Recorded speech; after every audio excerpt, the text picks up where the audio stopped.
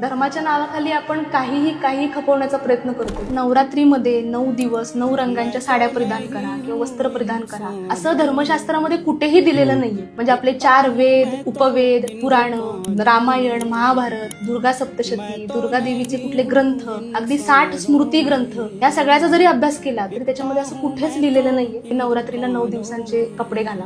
धर्मशास्त्रात काय दिलंय तर धूत वस्त्र म्हणजे धुतलेले वस्त्र परिधान करा आणि महिलांनी जर नऊवारी साडी नेसली तर उत्तम असं शास्त्रामध्ये दिलेलं आहे. ते धर्मशास्त्र आपल्याला कधीच काहीतरी खर्चिक करायला सांगत नाही. म्हणजे आता ते ट्रेंड पडलंय की 9 रंगांच्या साड्या, मग त्याच्यावर मॅचिंग कानातले, मॅचिंग बांगड्या, मग ते असं एकदम खर्चिक ते होऊन जातं असं. ते खरं तर त्याच्यामध्ये कोणत्याही प्रकारचं शास्त्र नाही. आणि आज आपण बघितलं तर म्हणजे महिलाच नाही तर म्हणजे मुली पण मग त्या रंगाचे ड्रेस घालणं किंवा मग मुलं सुद्धा त्या रंगाचा शर्ट घालणं, टी शर्ट घालणं असं पण दिसतंय हल्ली. बरोबर. म्हणजे अगदी आपण म्हणतो ना की अगदी परिसीमा की आता कोरोनाचा काळ झाला तर त्यावेळी 9 रंगांचे मास्क घाला अशा पण ऍडव्हर्टाईज झळकल्या होत्या. खरं तर चिड आणणारं पण आहे खरं तर की धर्माच्या नावाखाली आपण काही खपवण्याचा प्रयत्न करतो. ते अत्यंत चुकीचं आहे. म्हणजे हे काय बघायला गेलं तर काय ना वास्तव ही मार्केटिंग कंपन्यांनी चालवलेला एक प्रकारे विभत्स पण आहे. म्हणजे कुठेतरी त्या गोष्टी जास्त प्रमाणात विक्रीला याव्यात म्हणून अशा प्रकारचे काहीतरी ट्रेंड येतात आणि आपल्या लोकांना धर्मशिक्षण माहित नसल्यामुळे, धर्मशास्त्र माहित नसल्यामुळे या गोष्टींना बळी पडतो आपण आणि मग